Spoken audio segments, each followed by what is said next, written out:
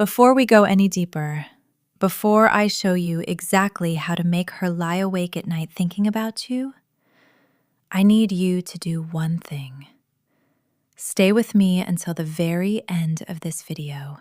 Don't skip, don't half listen, because what I'm about to reveal only works when you understand the full rhythm, the tension, the timing. And most men miss it because they don't have the patience. But if you're still here, that tells me something different about you. Now listen carefully. Have you ever woken up at 3:19 in the morning, the room dark, the air heavy, and felt that strange pull in your chest like somewhere, somehow, she's awake too? Not scrolling, not texting another man, but lying there, sheets tangled around her thighs, breathing shallow, mind replaying you on a loop. Every time she closes her eyes, she sees the way you looked at her, calm, unbothered, slightly dangerous. She hears your voice again, slower than everyone else's, lower, deliberate. And the more she tries to sleep, the more her body refuses. Not because you overwhelmed her, not because you chased her, not because you sent 10 messages in a row or flooded her with compliments. No. It's because you did something most men are too weak to do. You stayed centered. You didn't react. You didn't scramble for her attention. When she tested you, you smiled. When she delayed replying, you continued your life. When she flirted and pulled back, you didn't chase. You leaned back. And that emotional control, that masculine stillness, that is what slips under her skin and refuses to leave. Nice men get comfort. Predictable men get routine. But the man who can make her feel deeply seen, intensely desired, and then slightly unfinished, he gets obsession. You gave her presence so strong it felt like heat rising in her chest. Then you stepped away just enough for her imagination to start working against her. That pause, that silence, that controlled withdrawal at the peak of tension. That's what makes her press her thighs together in the dark, whispering your name like it's something forbidden. She replays the way your hand rested on her lower back, firm but not needy. The way you held eye contact just a second longer than normal. The way you left first. Not in anger, not to play games, but because your world doesn't revolve around her. And now she's lying there wondering where you are, who you're with, why she suddenly wants your attention more than she expected. That space you created, it's not distance, it's pressure. It's anticipation building inside her body while you sleep peacefully, completely unaware that she's wide awake thinking about you. So if you're ready to stop being predictable, if you're ready to become the man she can't shut off in her mind, then stay locked in until the end, because we're just getting started. Now let me take you deeper into what actually happens inside her after that first magnetic moment. Because this is where most men destroy everything. They feel the spark, they feel her leaning in, and they panic. They start increasing effort, more messages, more availability, more reassurance. And just like that, the tension collapses. But you don't chase the high, you control it. When you are with her, you are fully there, phone away, eyes locked. No scanning the room, no nervous talking. You let silence stretch between you like a slow-burning fuse. And when you touch her, it isn't random. It isn't accidental.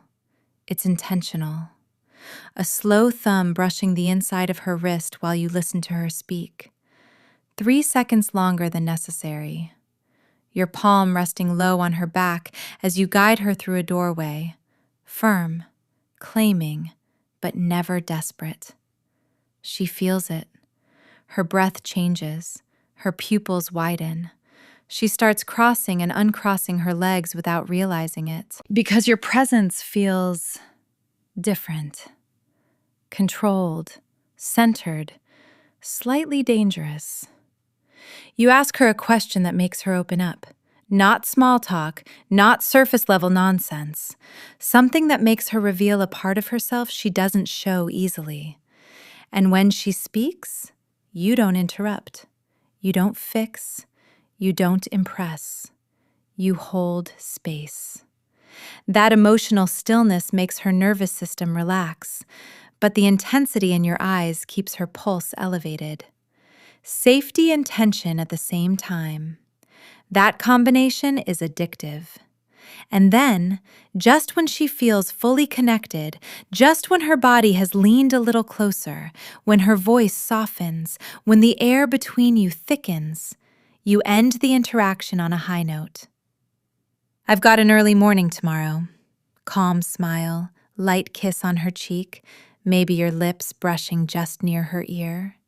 And you leave first, not rushing, not lingering, walking away steady. That exit is everything. Because now she goes home with unfinished energy buzzing inside her. She lies in bed replaying the way your voice dropped when you said her name, the way your fingers traced slowly along her arm before you pulled away, the way you didn't try to take more than the moment offered. And her imagination? It does the rest. She wonders what you're doing, if you're thinking about her, if you're touching someone else. That uncertainty builds pressure in her chest. She checks her phone. Nothing. Hours pass, still nothing. And instead of feeling ignored, she feels intrigued. Because your silence isn't cold, it's composed. It signals that you have a life beyond her, a mission, discipline, direction. And now her mind starts working for you. She replays every detail, the scent of your cologne, the firmness in your voice, the calm dominance in the way you moved. Her body reacts to memory alone. She shifts under the sheets, presses her legs together, breath deepening without even realizing why. This is not about manipulation. It's about restraint. It's about understanding that tension, when controlled, becomes desire. And desire, when slightly withheld, becomes obsession. Most men give everything at once. You give just enough to ignite her. Then you step back and let her burn. Good. Now we go deeper, because this is where emotion and desire blend into something she can't control anymore. It's not just tension now. It's romance wrapped around heat. It's the memory of how you made her feel, not just physically, but emotionally exposed in the safest way possible. One night, after a long conversation where she opened up about something personal, something she doesn't tell most people, you didn't rush to kiss her. You didn't interrupt her vulnerability with lust. You moved closer slowly, your knee brushing hers under the table, your voice lowering. I like this side of you, the one you don't show everyone. And when she looked up at you, eyes slightly glossy, lips parted, you held her gaze without blinking. That moment? That's when her chest tightened. That's when love and desire tangled together inside her. Later that night, when you finally kissed her, it wasn't frantic. It wasn't rushed. It was slow, controlled, dominant in the quietest way. Your hand sliding from her waist to the curve of her lower back, pulling her just close enough for her to feel your strength, but not enough to lose balance. Her fingers gripping your shirt, her breathing getting heavier. You paused mid-kiss, just for a second, and whispered against her lips, "Easy. I want you to feel this." That whisper alone stays in her body for days, because you didn't just touch her skin, you touched her anticipation. And when things get physical, you don't move like a boy who is desperate for release. You move like a man who controls the pace. Slow hands, intentional pressure, fingers tracing down her spine until she shivers. Your mouth at her neck, not devouring, exploring. You feel her body respond under your touch, hips shifting toward you, breath catching when your thumb circles the inside of her wrist again, the same place you touched her days ago. She remembers. Her body remembers. That consistency builds connection.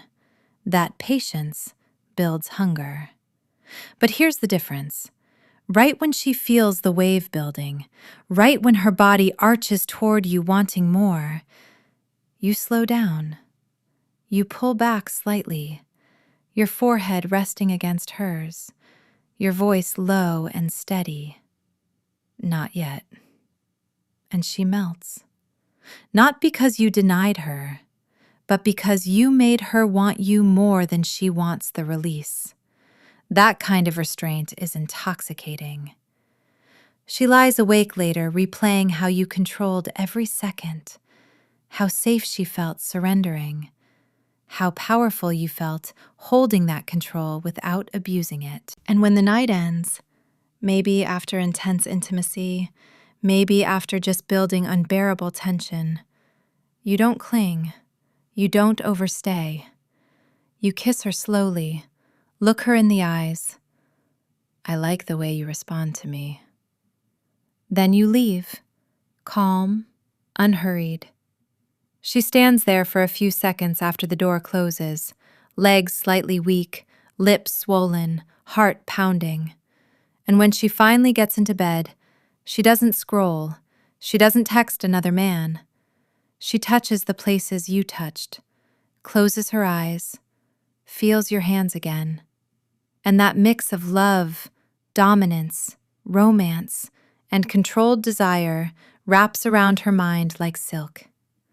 That's when it shifts from attraction to obsession. Because she's not just craving your body, she's craving the way you make her feel desired, safe, and slightly out of control all at once. And that combination is rare. Now, this is the stage where most men either rise or completely ruin everything. Because once she is emotionally hooked, once she has felt your calm dominance and tasted that mix of romance and controlled fire, the temptation will be to overgive, to stay longer, to text more, to reassure her constantly. But obsession is not built through constant availability. It's built through contrast. After a night where the chemistry felt almost dangerous, where her nails traced down your back and her breath trembled against your neck, where she surrendered to your pace and trusted your control, you don't suddenly become soft and clingy the next morning. You don't send 10 messages asking if she enjoyed it. You don't beg for validation. Instead, you wake up early, you go to the gym, you handle your responsibilities, and somewhere in the afternoon, when you know she's already replaying everything, you send one simple message. Last night, you were incredible. No emojis, no paragraphs, just that. Then you disappear back into your life. That silence after intensity, that's where her imagination explodes. She lies in bed that night, remembering how your hand moved slowly along her waist, how you looked at her like you were studying every reaction, how you paused just long enough to make her body beg without words.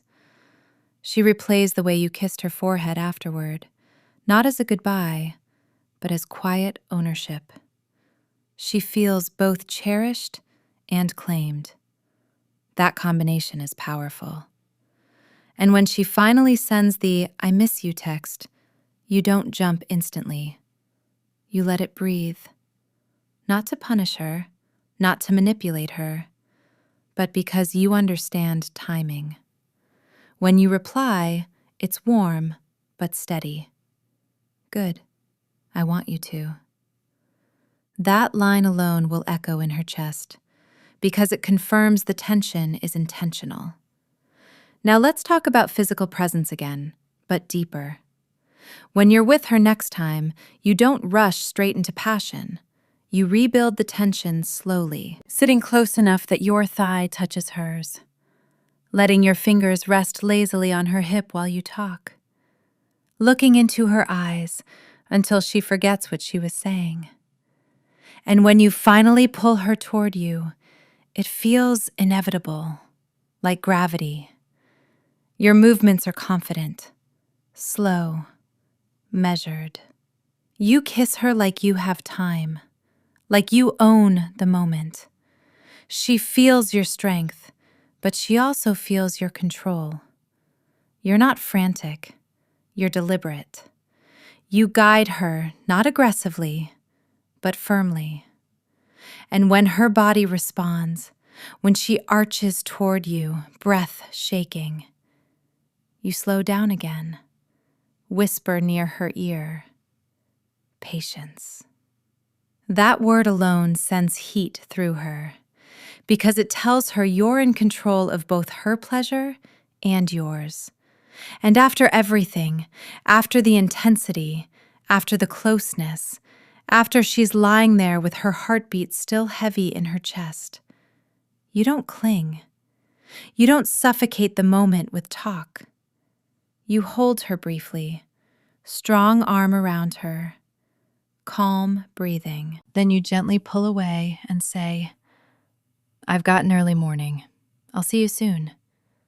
And you leave. That exit will stay with her longer than the act itself, because now she feels the contrast. Deep connection followed by composed distance, her body still humming, her mind still racing.